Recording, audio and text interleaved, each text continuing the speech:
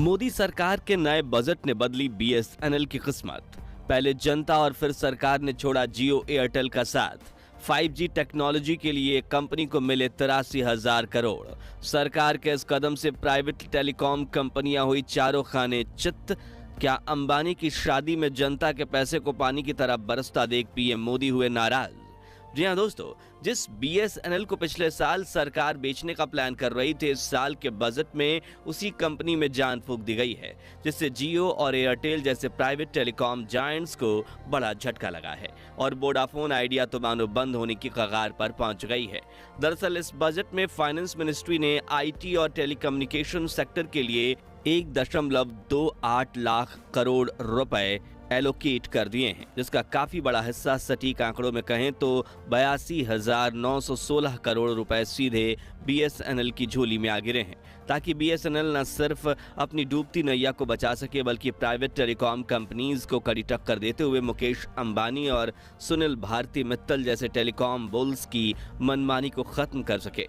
लेकिन कहां खर्चेगा बीएसएनएल ये 83,000 करोड़ रुपए, और क्यों बीएसएनएल की 5G सर्विस की अनाउंसमेंट सुनकर प्राइवेट कंपनीज ने अपना सर पकड़ लिया है, जानेंगे इस वीडियो में। लेकिन उससे पहले अगर आप बीएसएनएल के सपोर्टर हैं तो वीडियो को लाइक कर दीजिए। दोस्तों, एक वक्त था जब बीएसएनएल देश की सबसे बड़ी टेलीकॉम कंपनी हुआ करती थी, लेकिन फिर हजारों करोड़ लगाकर जियो, एयरटेल, वोडाफोन आइडिया जैसी कंपनीज 4G इंटरनेट लेकर आई और 4G रेवोल्यूशन के आंधी में कई प्राइवेट कंपनीज जैसे कि अनिल अंबानी की रिलायंस, यूनिनॉर, एमटीएनएल और टाटा डोकोमो के साथ बीएसएनएल का भी पत्ता साफ हो गया।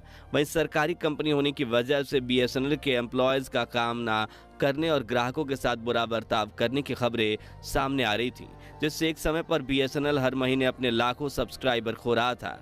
कंपनी घाटे में जाने लगी थी और पिछले 2 से 3 सालों में सरकार ने बीएसएनएल को जियो या एयरटेल जैसी दिग्गज टेलीकॉम कंपनीज को बेच देने का प्लान किया था।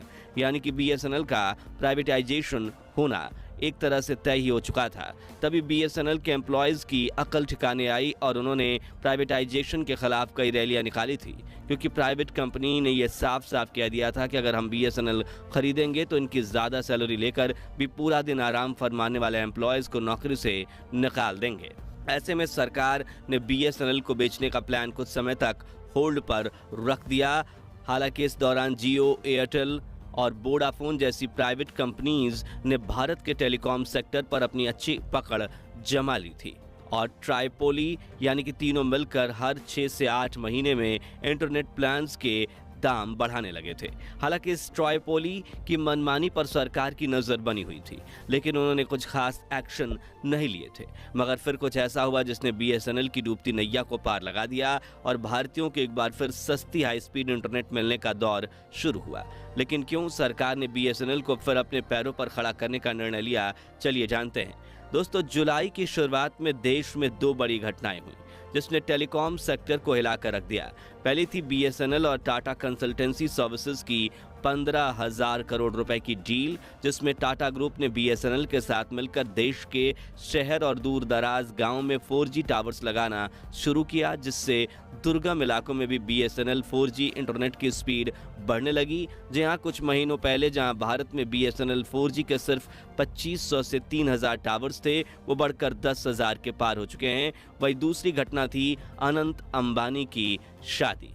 जहां अनंत अंबानी की शादी में अंबानी परिवार की इस ग्रैंड वेडिंग की कई वीडियोस आपने सोशल मीडिया पर देखी होगी। इस शादी की धूम के पीछे मोटा भाई ने चुपके से जियो की प्लान की कीमतें बढ़ाकर 15 से 25% बढ़ा दी, जिसे एयरटेल और वोडाफोन ने भी अपनी कीमतें 20 से 25% तक बढ़ा ली, जिससे सोशल मीडिया पर इन तीनों कंपनीज के बायकॉट की बातें चलने लगीं और बीएसएनएल के घर वापसी की बात भी शुरू हो गई, जिसका असर सीधे सरकार के कानों तक पहुंचा और अब सरकार ने इतना बड़ा कदम उठाया है जो इन प्राइवेट कंपनियों पर भारी पड़ गया है। जी हां, सरकार ने साल 2024 के बजट में बीएसएनएल को करीब 83,000 करोड़ रुपए का बजट एलोकेट कर दिया है और इन पैसों से बीएसएनएल ने देश के कोने कोने में 4G टावर्स लगाने के साथ ऑप्टिकल केबल बिछाना शुरू कर दिया है ताकि देश वासियों को बीएसएनएल का सस्ता इंटरनेट मिल सके, वो भी हाई स्पीड के साथ। सरकार के इस कदम से साफ दिख रहा है कि दोस्तों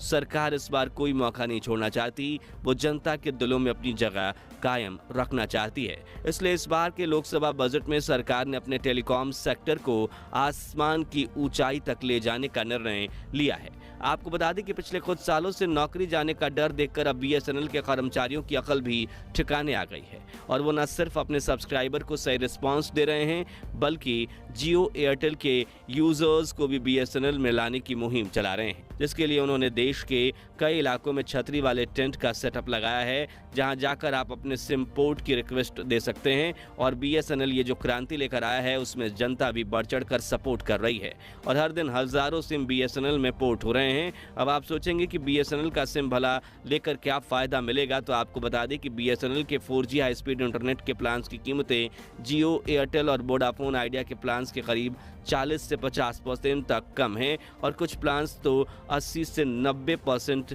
तक का भी फायदा दे रही हैं, जहां आप बीएसएनएल का साल भर का प्लान मैच 1999 रुपए में खरीद सकते हैं। ऐसा ही प्लान आपको जियो एयरटेल और वोडाफोन में 3499 से लेकर 3749 तक मिलेगा। हालांकि यहाँ इन प्राइवेट कंपनियों का कहना है कि हम तो 5G डेटा दे रहे हैं जबकि बीएसएनएल के पास सिर्फ 4G है, लेकिन असलियत तो यह है कि 5G के चक्कर में फिलहाल कोई देशवासी बेमतलब के एक्स्ट्रा पैसे नहीं देना चाहता, क्योंकि आज की तारीख में देश के अंदर जितने 4G एनेबल्ड मोबाइल फ़ोन हैं उससे बेहद कम 5G एनेबल्ड मोबाइल फ़ोन है। आज भी देश की जनता जो है वो 4G कैपेबल मोबाइल चला रही है, जिस फ़ोन के अंदर 4G इंटरनेट चलाने की काबिलियत है, क्योंकि 5G मोबाइल कुछ महीनों पहले ही आए हैं और हमारे देश के ज़्यादातर लोग ऐसे नहीं हैं जो कपड़ों की तरह मोबाइल बदल लें। एप्पल का नया फ़ोन आ गया, सैमसंग का नया मोबाइल आ गया तो लाइन में खड़े हो जाएं, बल्कि आज भी हमारे देश में ऐसे लोग हैं जो कीपैड फ़ोन भी इस्तेमाल करते हैं, खासकर हमारे पुराने किसान भाई, हमारे गाँव के दोस्त। ऐसे में बीएसएनएल का पहला गोल है देश के कोने कोने तक 4G इंटरनेट पहुंचाना, जिसके लिए 1 लाख RNA यानी कि रेडियो एक्सेस नेटवर्क लगाने का काम शुरू हो चुका है। आसान शब्दों में हम इन्हें नेटवर्क टावर कह सकते हैं, जिन्हें आपने अपने आसपास के इलाकों में ज़रूर देखा होगा। अब हमारा मोबाइल रेडियो एक्सेस नेटवर्क की रेंज में होता है तो हमें हाई स्पीड इंटरनेट मिलती है, लेकिन जब सिम कार्ड RNA की रेंज से बाहर चला जाए तो इंटरनेट की स्पीड इतनी घटिया हो जाती है कि 2G के ज़माने की याद दिला देती है। और यही हाल जो इंटरनेट की स्पीड की थी वो बीएसएनएल सिम कार्ड का हो रहा था, क्योंकि देश भर में ज़रूरी मात्रा में बीएसएनएल के रेडियो एक्सेस नेटवर्क मौजूद नहीं थे। लेकिन नए दौर के नए बीएसएनएल ने देश भर में RNA का ऐसा जाल बिछाना शुरू कर दिया जिससे न सिर्फ शहर बल्कि दूर सुदूर गाँव तक भी बीएसएनएल का 4G हाई स्पीड इंटरनेट पहुँचेगा। यहाँ सबसे खास बात यह है कि RAN टावर्स को साल 2024 के अंत तक पूरे देश में बिछा दिया जाएगा। फिर बीएसएनएल अपने अगले पड़ाव की ओर बढ़ना शुरू करेगा, जो है 5G हाई स्पीड इंटरनेट। जी हाँ, ये रेडियो एक्सेस नेटवर्क टावर इतने एडवांस है कि इनमें सिर्फ सॉफ्टवेयर अपग्रेड करके 5G और 6G में बदला जा सकता है। लेकिन जैसा कि हमने आपको बताया, फिलहाल देशवासियों को 5G की इतनी ज़रूरत नहीं, इसलिए बीएसएनएल धीरे चलते हुए 2025 की शुरुआत में 5G इंटरनेट लॉन्च करेगा, जिससे जियो एयरटेल और वोडाफोन का सुपड़ा साफ हो जाएगा।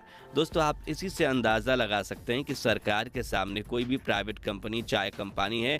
यहाँ जियो और एयरटेल ने सिर्फ 2 हफ्तों तक मनमानी दिखाई और इंटरनेट प्लान्स महंगे कर दिए। उधर सरकार ने बीएसएनएल को 83,000 करोड़ रुपए देकर अपना फ्रंट फुट प्लेयर बना दिया है। यहाँ सरकार से भी ज़्यादा क्रेडिट मिलना चाहिए हिंदुस्तान की आम जनता को और हम और आप जैसे देशवासियों को, जिन्होंने सोशल मीडिया पर बीएसएनएल की घर वापसी की मुहिम चलाकर अपनी बात सरकार तक पहुंचाई और फिर सरकार ने तगड़ा एक्शन लिया। ऐसे में जियो एयरटेल और वोडाफोन आइडिया अपने प्लान्स की कीमतें कम करेंगे या नहीं वो तो हम नहीं कह सकते, लेकिन इतना ज़रूर कह सकते हैं कि आने वाले कुछ महीनों तक वो अपने टैरिफ प्लान की कीमतें बढ़ाने के बारे में सोचेंगे तक नहीं। खैर दोस्तों, इस वक्त आपके पास कौन सी कंपनी का सिम कार्ड है और क्या आप उसे बीएसएनएल में पोर्ट करवाने के बारे में सोच रहे हैं? कमेंट्स में बताइए। ये जानकारी अच्छी लगी हो तो वीडियो को लाइक और शेयर करके ये खबर पूरे भारतवर्ष में फैलाइए और अगर आप इस चैनल पर नए हैं तो सब्सक्राइब करके पास वाली घंटी जरूर बजा दीजिए, क्योंकि हम आपके लिए ऐसे ही लेटेस्ट अपडेट्स लाते रहेंगे। जय हिंद, जय भारत।